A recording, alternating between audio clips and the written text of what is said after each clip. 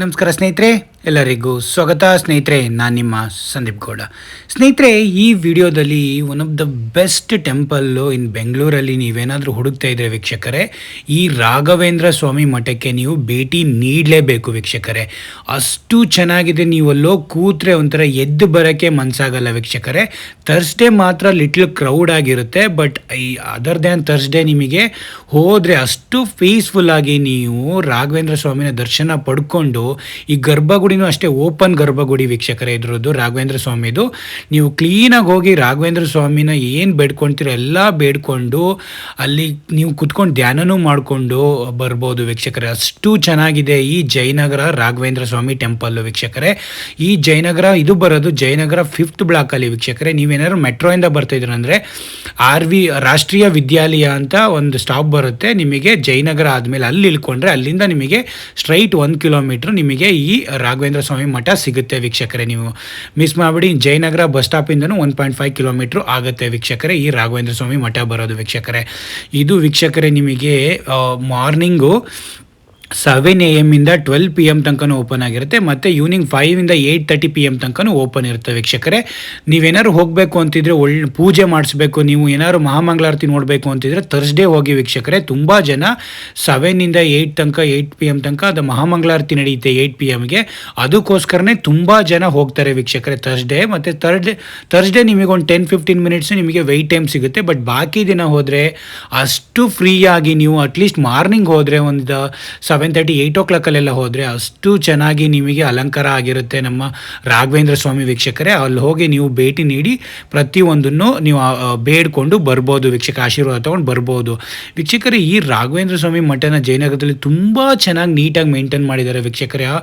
Construct ಮಾಡಿರೋದಾಗಲಿ, ಆ temple ಮೇಲೆ architecture ಆಗಲಿ, ಟೆಂಪಲ್ ಎಲ್ಲ ಅಷ್ಟು ಚೆನ್ನಾಗಿ ಮಾಡಿದ್ದಾರೆ ವೀಕ್ಷಕರೇ. ಮತ್ತು ಇನ್ನೊಂದು ವಿಶೇಷ ಏನಂದರೆ, ನೀವೇನಾದ್ರು ಈ ರಾಘವೇಂದ್ರ ಸ್ವಾಮಿ ರಥೋತ್ಸವ ನಡೀತಾವಲ್ಲ, ಆ ಪ್ರತಿಯೊಂದು ರಥೋತ್ಸವನೂ ಕೂಡ ಗೋಲ್ಡನ್ ಲೇಪನದಲ್ಲಿ ಮಾಡಿರೋದು.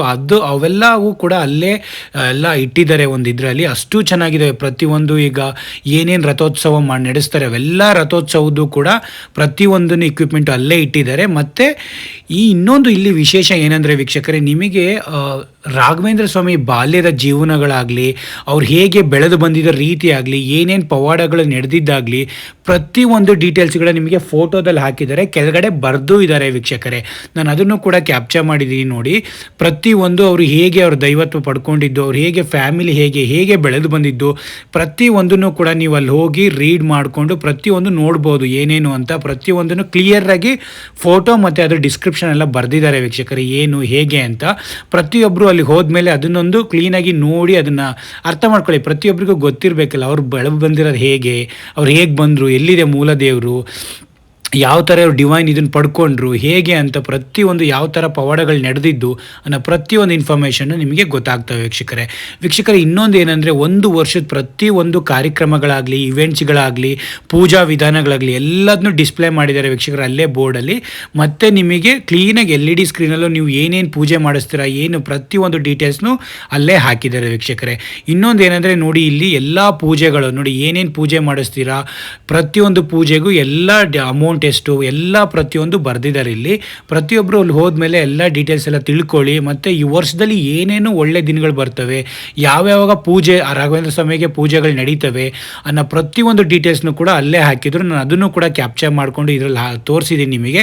ಏನೇ ಬೇಕು ಅಂದ್ರೂ ನನ್ನ ವೀಡಿಯೋನ ಕ್ಲಿಯರಾಗಿ ನೋಡಿ ವೀಕ್ಷಕರೇ. ನಿಮಗೆ ಎಲ್ಲ ಡೀಟೇಲ್ಸು ಯಾವ್ಯಾವಾಗ ಒಳ್ಳೊಳ್ಳೆ ದಿನಗಳು ಬರ್ತವೆ, ಆ ಎಲ್ಲ ದಿನಗಳಲ್ಲೂ ಏನೇನು ಪೂಜೆಗಳಿದ್ದಾವೆ, ನೀವೇನಾದ್ರು ಆ ದಿನಗಳು ಹೋಗಬೇಕು ಅಂದರೆ ಯಾವ ಟೈಮಿಗೆ ಹೋಗಬೇಕು ಅನ್ನೋ ಪ್ರತಿಯೊಂದು ಡೀಟೇಲ್ಸು ಪ್ರತಿಯೊಂದು ಇದರಲ್ಲೂ ನಾನು ಈ ವಿಡಿಯೋದಲ್ಲೂ ಕ್ಯಾಪ್ಚರ್ ಮಾಡಿದ್ದೀನಿ. ಬಟ್ ಇಲ್ಲ ಅಂದರೂ ನೀವು ಈ ಜಯನಗರಕ್ಕೆ ಹೋಗ್ಬಿಟ್ಟು ನೀವು ಇಲ್ಲಿ ಕೂಡ ಒಂದ್ಸರಿ ಭೇಟಿ ನೀಡಿದರೆ ನಿಮಗೆ ಗೊತ್ತಾಗುತ್ತೆ ಏನೇನು ಪೂಜೆಗಳಿದ್ದಾವೆ, ಅಥವಾ ಏನೇನು ಈ ವರ್ಷದಲ್ಲಿ next year up to 2023 March ತನಕ ವೀಕ್ಷಕರೇ, 2026 ಮಾರ್ಚ್ ತನಕನೂ ಏನೇನು ಪೂಜೆಗಳು ನಡೀತವೆ ಈ ರಾಘವೇಂದ್ರ ಸ್ವಾಮಿಗೆ ಜಯನಗರದಲ್ಲಿರೋ ರಾಘವೇಂದ್ರ ಸ್ವಾಮಿ ಮಠದಲ್ಲಿ ಅನ್ನೋದು ಪ್ರತಿಯೊಂದು ಡೀಟೇಲ್ಸು ಸಿಗುತ್ತೆ ವೀಕ್ಷಕರೇ. ಅಷ್ಟು ಚೆನ್ನಾಗಿದೆ ವೀಕ್ಷಕರೇ, ನೀವು ನಂಬಕ್ಕೆ ಸಾಧ್ಯವಿಲ್ಲ. ಮುಂದ್ಗಡೆನೇ ಆ ರಾಘವೇಂದ್ರ ಸ್ವಾಮಿ ಒಂದು ಮೂರ್ತಿ ಇಟ್ಟಿದ್ದಾರೆ, ಅದು ಕೂಡ ಅಷ್ಟು ಅದಕ್ಕೆ ಮುಟ್ಟಿ ನಮಸ್ಕಾರ ಕೂಡ ಮಾಡ್ಕೊಬೋದು.